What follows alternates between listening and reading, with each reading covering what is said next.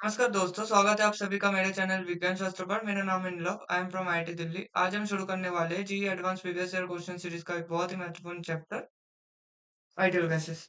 Session start करने से पहले कुछ जरूरी बातें। पहले इस चैप्टर को एक बार अच्छे से रिवाइज करके आना। जब क्वेश्चन आए तो पहले खुद से ट्राई करना। अगर सॉल्व हो जाए तो अपना आंसर क्रॉस चेक करो और अगर नहीं हो पाए तो टेंशन मत लेना, सोल्यूशन तो मैं करा ही दूंगा।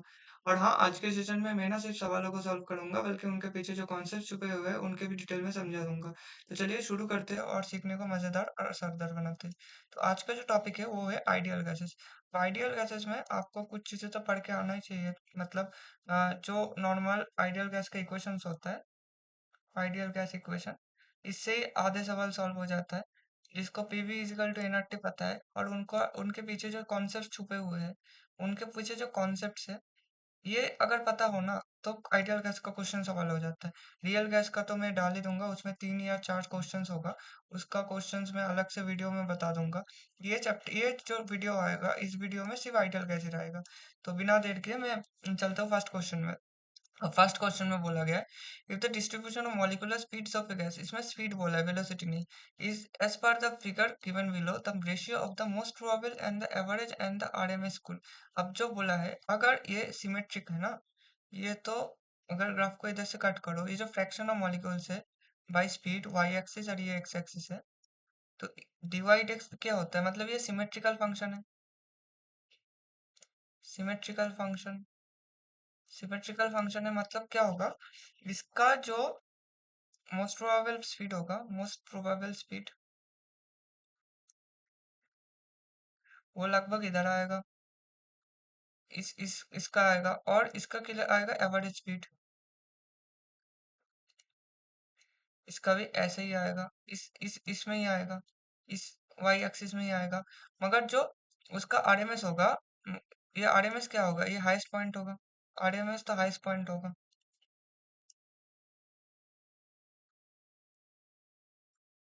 तो इसके लिए हम लोगों का जो टोटल रेशियो हो रहा है, टोटल रेशियो क्या होगा, उसमें मोस्ट प्रोबेबल और एवरेज का, इन दोनों का सेम आएगा, इन दोनों का 1:1 आएगा। और उसके वजह से, और जो आरएमएस आएगा, आरएमएस का क्या आएगा, आरएमएस का एवरेज और मोस्ट प्रोबेबल से ज्यादा आएगा, ग्रेटर आएगा। तो ऑप्शंस अगर हम लोग चेक करें तो इस ऑप्शन, बी ऑप्शन में ही 1:1 है। तो बी ऑप्शन ये करेक्ट है। इसमें 1:1, ये तो गलत हो गया, ये गलत हो गया, ये सही हो सकता था मगर ये ग्रेटर होगा, तो ये ऑप्शन तो गलत हो गया। तो इसका पहला क्वेश्चन का बहुत आसान क्वेश्चन था, उसका जो क्वेश्चन राइट आंसर है वो है बी। अब हम लोग नेक्स्ट क्वेश्चन में चले जाते हैं। नेक्स्ट क्वेश्चन में बोला गया है, which of the following statement is are correct. अब एमएसक्यू है ये एमएसक्यू ध्यान से देख लेना, तो ये ज्यादा टफ होता है। मगर इस क्वेश्चन में तो ज्यादा कुछ है ही नहीं। बोला गया था, correct regarding the RMS and the average translational kinetic energy ईएवी of A molecule and the gas at equilibrium.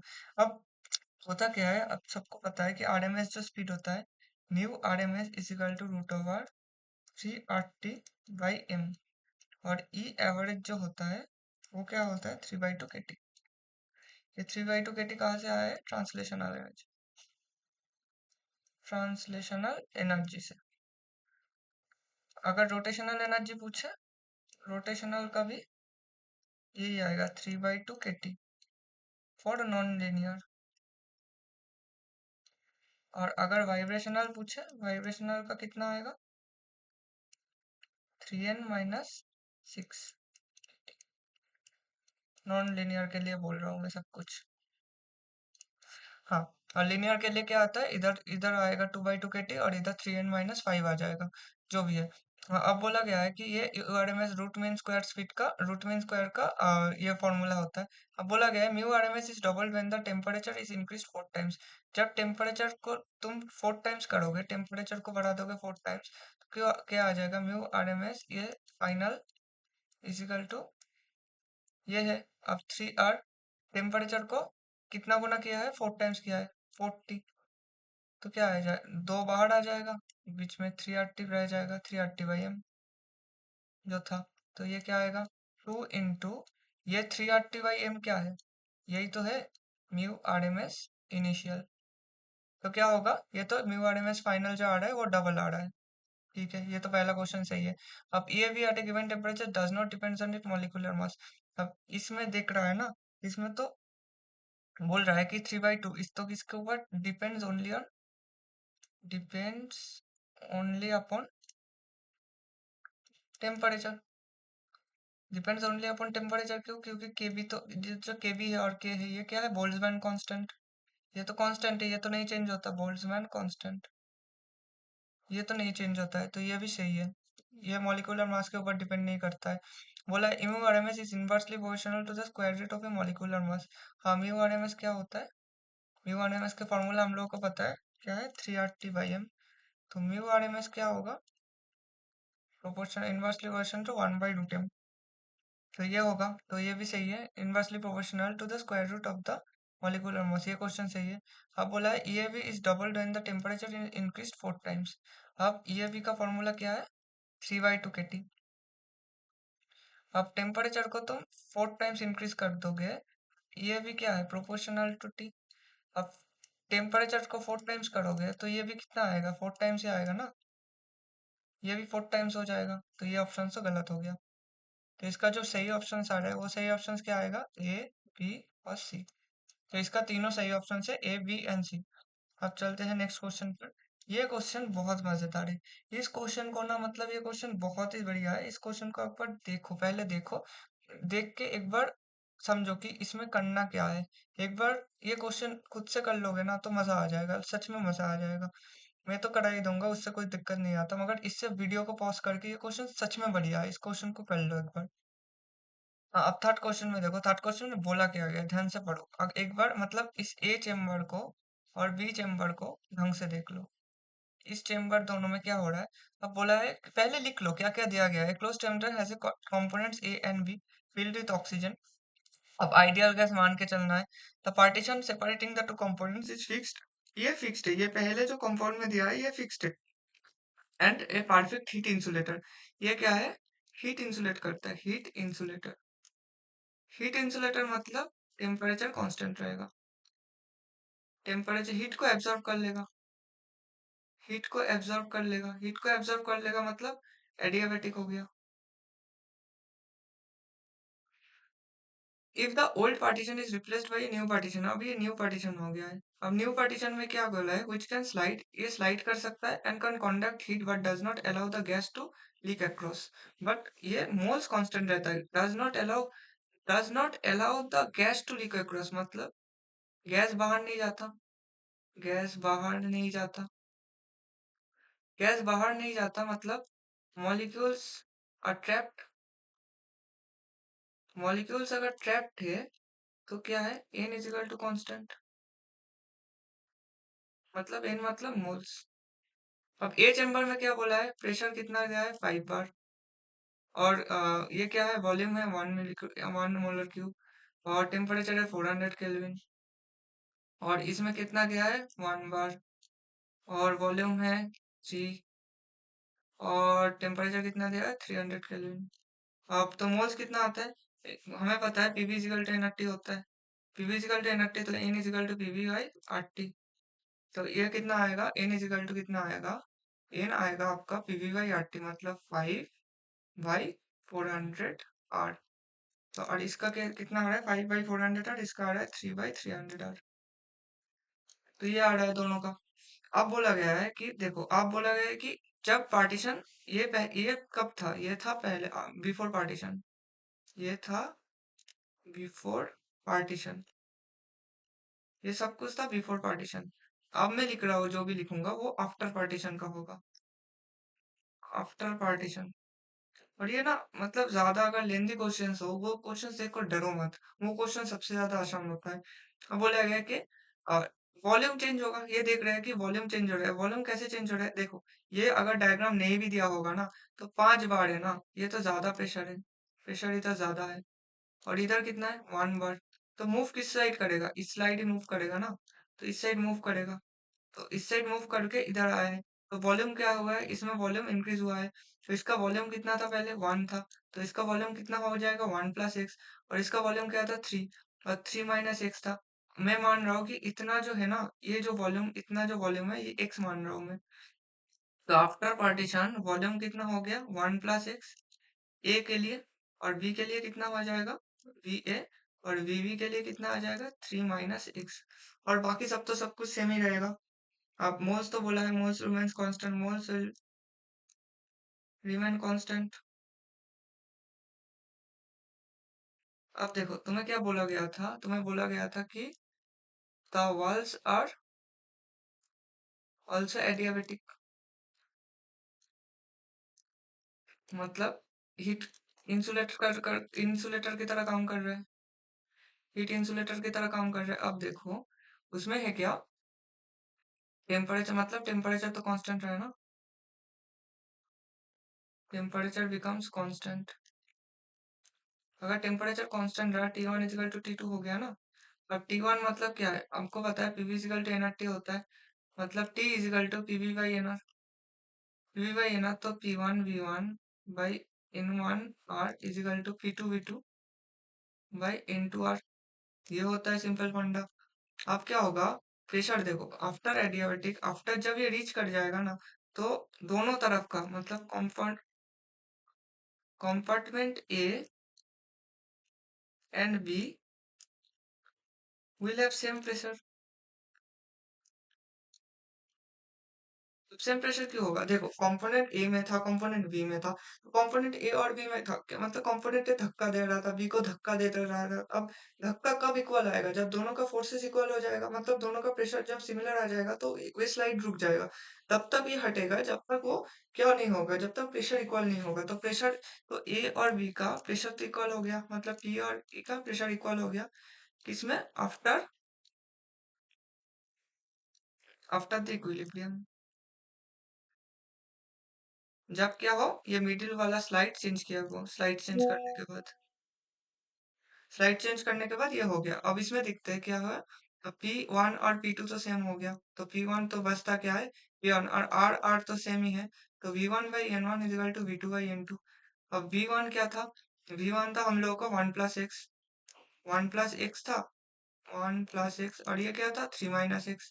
और N1 क्या था, N1 था हम लोगों का 5, ये N1 ये N2, 5 by 400 R, 3 by 300 R, 5 by 400 R, 5 by 400 R, और इसमें क्या था 3 बाई 300 आर।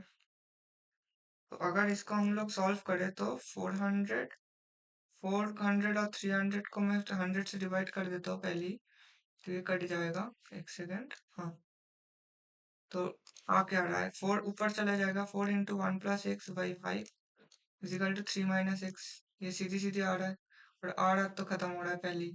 तो इधर से अगर करें हम लोग, तो 4 plus 4 x is equal to 15 minus 5 x, मतलब 9 x is equal to 11, x is equal to 11/9, ये आ रहा है फॉर्मूला। अब एक्स इजिकल टू 11/9 आ जाए तो क्या होगा।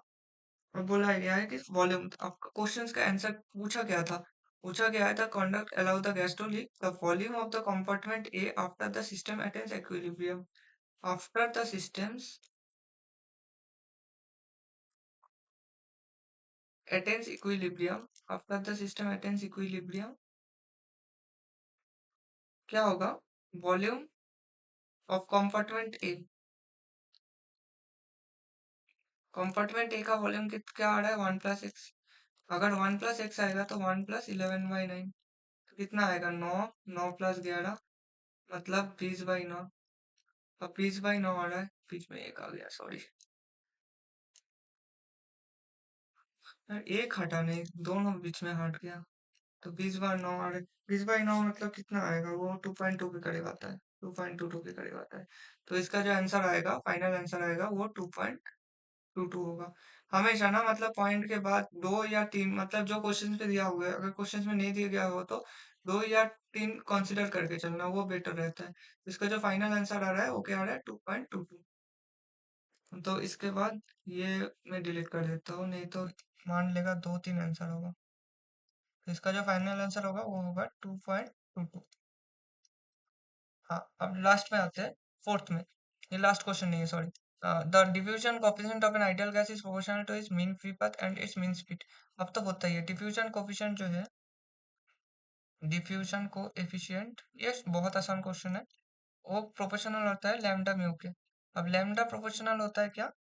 लैम्डा लैम्डा प्रोपोर्शनल होता है टेम्परेचर बाई प्रेशर का, और म्यू प्रोपोर्शनल होता है रूट टी का। अब बोला गया है the absolute temperature of an ideal gas is increase 4 times and the pressure is increase 2 times। As a result the diffusion coefficient of this gas increases 6 times। अब अगर diffusion coefficient proportional to lambda mu है, तो डिफ्यूजनल coefficient, जिसे हम लोग D भी बोल देते हैं, वो क्या आएगा? Proportional to temperature by pressure into root T. Proportional to क्या होगा? T1 into T half by P, मतलब proportional to T/3/2 by P. ये आ रहा है इक्वेशन। अब बोला गया है डी फाइनल बाई डी। ये अगर रेशियो, हम लोगों को रेशियो मतलब टाइम्स निकालना है ना, तो हम लोग रेशियो करते हैं DF/DI। तो DF क्या आएगा? मतलब टेम्प T2/P2, अब T2 के ऊपर 3/2 इंटू DI क्या आएगा? DI नीचे आएगा, मतलब ऊपर चला जाएगा, T1/3/2।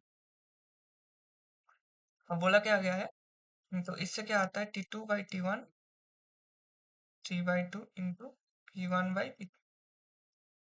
अब इंक्रीज किया है 4 टाइम्स, टेम्परेचर को इंक्रीज किया है 4 टाइम्स, तो 4T1/T1 3/2 इंटू, और प्रेशर को इंक्रीज किया गया है 2 टाइम्स, तो प्रेशर ऊपर चला जाएगा ना, P1/2P1, ये आएगा।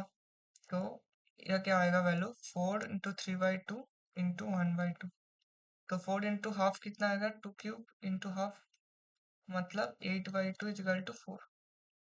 तो इसका जो फाइनल आंसर एक्स का आएगा, ये आएगा 4 टाइम्स। तो इसका आंसर है। अब चलते हैं फिफ्थ क्वेश्चन पर, और एक ही क्वेश्चन बचा है, फिफ्थ और सिक्स। तो फिफ्थ क्वेश्चन हम लोग देख लेते हैं। फिफ्थ क्वेश्चन में बोला गया था एक closed vessel with rigid walls contains 1 mole of 238 mu nitrogen and 1 mole of air at 298 kelvin considering complete DK of mu 23 238 92 तो 20682 लेड। तो ये हम लोग डीके करते हैं पहले। 23892 यूरेनियम डीके होता है किसमें? इसका कितना आएगा? इसका 1 मोल ही था, इसका 1 मोल था, तो पहले डीके हुआ लेड 286 82। अब डीके होने पे ये चेंज हो रहा है, कितना एटॉमिक नंबर चेंज हो रहा है? -10 से। मतलब क्या निकलेगा? 54Ag2 निकला है। 5 मोल्स ऑफ वही निकला है। सॉरी, ये, हाँ, ये रिएक्शन में सही से लिख देता हूँ, सॉरी। ये निकलेगा 8, और उसके साथ क्या निकला है? 0 -1 बीटा। ये क्या निकलेगा? 6 निकलेगा। ये हम न्यूक्लियर केमिस्ट्री से पता चलता है, न्यूक्लियर केमिस्ट्री से। हाँ, अब बोला गया है कंसिडरिंग, तो इसका कितना मोल है? इसका भी 1 मोल है, इसका 8 मोल्स है। अब ये तो मतलब ये रेडिएशन है, ये तो एक रेडिएशन है ना, ये तो हीलियम एटम है, ये हीलियम एटम है, मगर ये क्या है? रेडिएशन है, तो इसे हम लोग कंसिडर नहीं करेंगे। तो टोटल जो फाइनल इधर रिएक्शन राइट साइड में कितना RHS में कितना आ रहा है? टोटल 9 मोल्स आ रहा है, और इधर कितना है? 1 मोल है।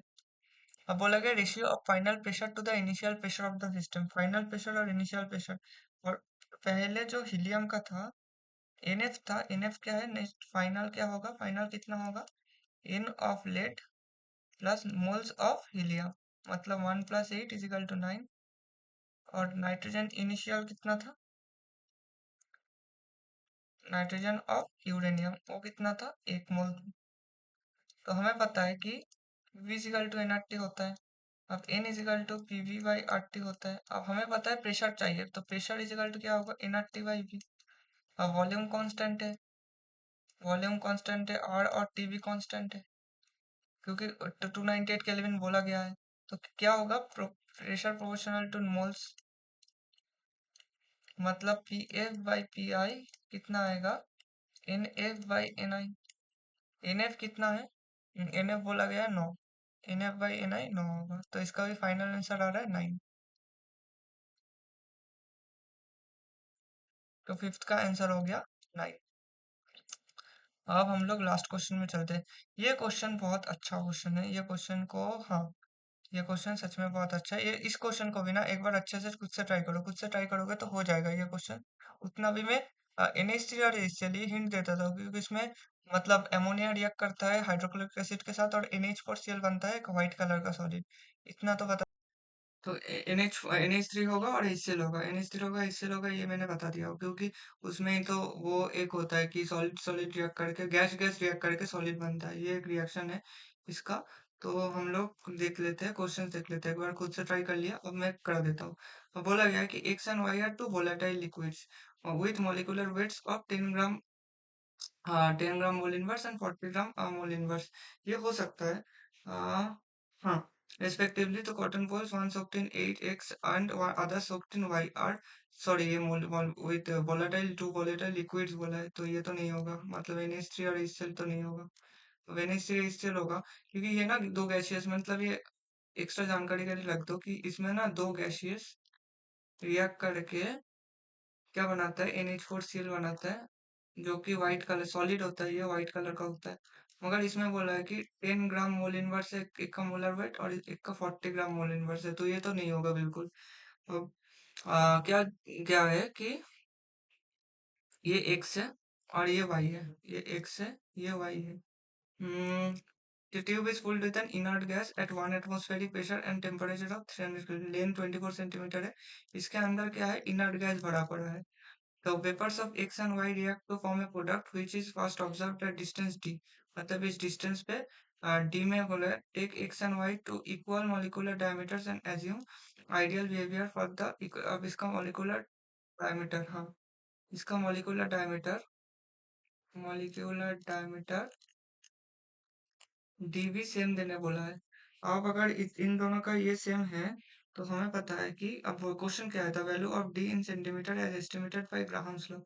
ग्राहम्स लॉ से हम लोग क्या पता चलता है, ग्राहम्स लॉ से dx by T by dy by T is equal to root over M Y by M X.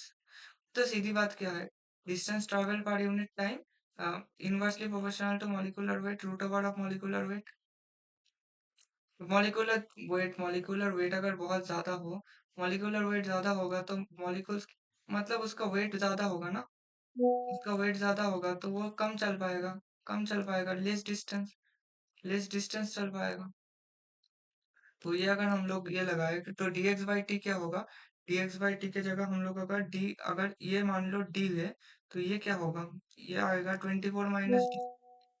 तो d बाई 20, अगर टी तो टाइम सेम है, 24 - d is equal to root over M Y कितना दिया है 40/10।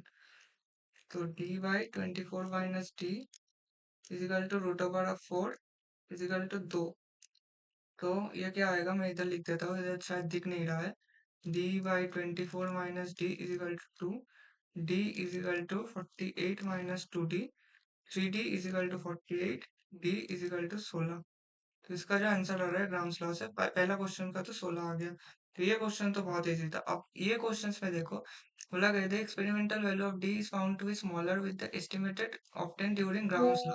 This is due to larger mean free path of X as compare to Y. Larger mean free path ये हम लोग पहले देख लेते हैं कि मीन फ्री पाथ का फॉर्मूला क्या होता है। अगर तुम लोग देखो कि मीन फ्री पाथ का फॉर्मूला, तो मीन फ्री पाथ का formula lambda is equal to क्या है, R T by root over 2 pi D square N A. और अब क्या बोला गया है, इसमें बोला गया है कि मॉलिक्यूलर डायमीटर्स, मतलब मॉलिक्यूलर डायमीटर्स डी तो सेम रहेगा और सेम रहेगा, experimental value of D is found to be smaller than the estimated obtain during. तो ये डी तो दोनों के लिए सेम बोला गया है और डी तो और पी भी सेम है, तो D and P R same. तो लेमडा क्या आ जाएगा, लेमडा और आर टेम्परेचर रूट आर और टी, मतलब टेम्परेचर भी कांस्टेंट है, टेम्परेचर कांस्टेंट है। और इधर क्या है आर, आर मतलब universal gas constant, universal gas constant ये भी कांस्टेंट है। पाई है, पाई भी कांस्टेंट है। और एन है, एन मतलब एवोगाड्रो नंबर, एवोगाड्रो नंबर ये भी कांस्टेंट है। अब ये सब कुछ कांस्टेंट है तो लेमडा वन क्या आ जाएगा, लेमडा टू के बराबर। तो लेमडा वन और लेमडा टू बराबर हो जाएगा, तो इन दोनों का बोला है कि larger mean free path of X as compare to Y, X का वाई से बड़ा है, तो ये दोनों ही गलत है। इन दोनों का आंसर क्या होगा, एक्स इजिकल टू वाई। अब क्या बोला गया है, अब देखो, हमें पता है कि इधर लिख देता हूँ मैं कि लैम्डा जो होगा वो mu average by Z one, मतलब 1/पाई sigma square by N E not, इसका बराबर है। अब एन स्टार क्या है, इस पर एन स्टार है number of particles per unit volume. तो ये जो मतलब डिस्टेंस डिक्रीज, मतलब डिस्टेंस का डिफरेंस आ रहा है, इसकी वजह से आ रहा है, बिकॉज ये ड्रिफ्ट स्पीड की वजह से आ रहा है। ये किस लिए आ रहा है, ये आ रहा है ड्रिफ्ट स्पीड की वजह से, drift speed of X which occurs due to the collision, क्योंकि बीच में इनर्ट गैस भरा हुआ है, due to the collision with the inert gases per second in comparison to y, in comparison to y। क्या हो रहा है, x मार्च कॉलिशन फेस कर रहा है, मतलब मोर रेजिस्टेंस हो रहा है, तो डिस्टेंस ट्रेवल भी कम जाएगा, डिस्टेंस लेस ट्रेवल्ड। ये कैसे बोल रहा हूँ मैं, क्योंकि इधर बोला गया है, सीधी बात है कि x क्या है, x है 10 ग्राम मोल इनवर्स। अब देखो, अब मैं इसको सीधा से बता देता हूँ। तो Z12 क्या है, अगर मैंने Z12 लिखा, हाँ ये मैं कलर चेंज कर लेता हूँ, हाँ, तो Z12 क्या आ रहा है, ये है कॉलिशन फ्रीक्वेंसी। कॉलिशन Z12 क्या होता है, pi sigma square into mu average N star inert into N Y star. अब sigma and N star inert are same for both, तो क्या होगा, Z12 क्या होगा, प्रोपोर्शनल टू 1/√म्यू। अब कॉलिशन फ्रीक्वेंसी तो हमें पूछा है ना, हमें पूछा गया increase collision frequency of Y with increased inert gas. अब जिस म्यू क्या है, रिड्यूस्ड मास, मतलब इधर मॉलिक्यूलर वेट से भी कंपैरिजन कर सकते हो। अब म्यू क्या है, वाई के लिए आई आर है, तो Z12 I R for x, जो कि है लाइटर गैस, तो lighter gas will face more coalition, क्योंकि वो ज्यादा ट्रेवल करेगा, मतलब ज्यादा उछलेगा, then heavier gas therefore it will travel less distance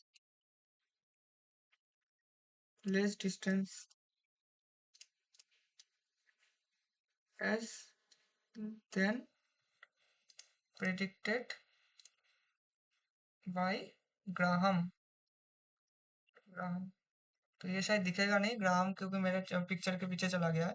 मगर यही था आज के लिए, मतलब आज का मतलब सेशन में लास्ट जो क्वेश्चन था वो ये 6th और 7th वाला। तो 7th का क्या होगा, हाँ 7th का क्या होगा, तो increase collision frequency of x का कॉलिशन फ्रीक्वेंसी ज्यादा हो रहा है, सी वाई का नहीं हो रहा है। तो इसका जो करेक्ट ऑप्शन होगा 7th का वो हो रहा है डी, और इसका जो 6th का करेक्ट ऑप्शन हो रहा है ये होगा सी, जो कि है 16। तो इसमें तो ज्यादा के आज 6-7 ही क्वेश्चंस था, 6-7 क्वेश्चंस में एक बार ये रिएक्शंस तो पढ़ लेना अच्छे से। और कॉलिशन फ्रीक्वेंसी का सवाल है, डिफ्यूजन कोफिशिएंट कॉलिशन फ्रीक्वेंसी। तो आइडियल गैस में पढ़ना क्या क्या है, diffusion coefficient, coalition theory. Coalition theory ये ना, मतलब ये एक एक्सटेंडेड पार्ट है काइनेटिक्स का, केमिकल काइनेटिक्स भी पढ़ाया जाता है, उसमें अच्छे से पढ़ लिया तो इधर कोई दिक्कत नहीं आएगा। और आइडियल गैस का तो मैंने बता ही दिया हूँ। इसमें जो क्वेश्चंस था, इसमें क्या क्वेश्चंस था कि म्यू एवरेज, हाँ ये आरएमएस मतलब रूट मीन स्क्वायर। और एम पी मतलब मोस्ट प्रोबेबल। और जो भी आता है एवरेज स्पीड क्या होता है, ये सब कुछ अच्छे से देख लेना। ये सबसे ही गैसियस स्टेट बनता है, इन सबसे गैसियस स्टेट बनता है। ये सब सारी चीजें अच्छे से देख लेना। और और तो कुछ नहीं है, आइडियल गैस इक्वेशन आपको भी पता ही है। और और कुछ नहीं, बस इतना ही था। और अगर किसी को फ्री गाइडेंस चाहिए जेई एडवांस के लिए, जेई एडवांस या फिर जेई मेंस या फिर नीट, वो भी फ्री में, तो मुझसे साथ कांटेक्ट कर सकते हो। मेरा नंबर है 7439604317। ये बिल्कुल फ्री है। तो आज के लिए इतना ही। अच्छे से तैयारी करो। तैयारी जितना ज़्यादा करोगे उतना ज़्यादा आईआईटी का रैंक इंक्रीज होगा, और अच्छा आईआईटी आ पाओगे। ये डायरेक्टली प्रोपोर्शनल है हर चीज़, तो ज़्यादा अच्छे से फेस्ट देख पाओगे। यही मकसद है कि अच्छा फेस देख पाओगे। मेरा आईआईटी दिल्ली में होता है, डेंदेऊ। भाई बहुत मज़ेदार होता है। तो जल्दी जल्दी ये सब बकचोदी ना सुन के जल्दी जल्दी जाओ पढ़ाई करो, वही अच्छा है। तो आज का वीडियो के लिए अच्छा ही। हाँ हाँ, सबसे इम्पोर्टेंट बात है कि लाइक कर देना और सब्सक्राइब कर देना, क्योंकि अगर सब्सक्राइब करोगे तो फेस्ट का वीडियो आएगा तो वो मज़ेदार आएगा। और अभी पढ़ाई नहीं करोगे तो मेरे यूट्यूब चैनल में फेस्ट का वीडियो देख लेना, क्योंकि मैं तो आ गया।